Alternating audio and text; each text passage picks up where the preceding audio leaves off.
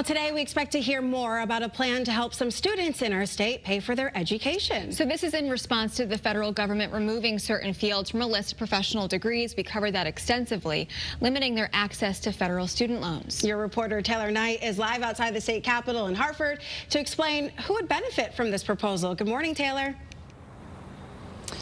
Good morning, Tracy and Caitlin. This impacts students who are pursuing graduate degrees in things like nursing, physical therapy, public health.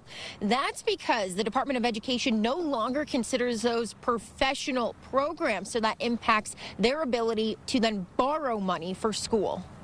While graduate students could previously borrow loans up to the cost of their degree, the new rules would set caps depending on whether the degree is considered a graduate or professional program. The Education Department says nursing, physical therapy, dental hygiene, occupational therapy, and social work, as well as fields outside of healthcare like architecture, education, and accounting are no longer considered professional programs. Some future students could find it more costly to pursue a specialized degree.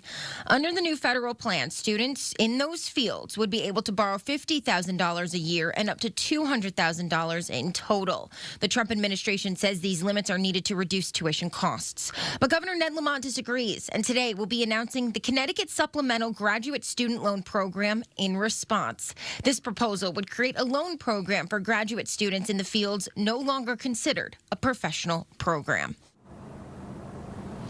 And the governor will be making that announcement just down the street from here at UConn's Hartford campus, which is home to the School of Social Work. Your reporter live in Hartford, Taylor Knight, Channel 3 Eyewitness News.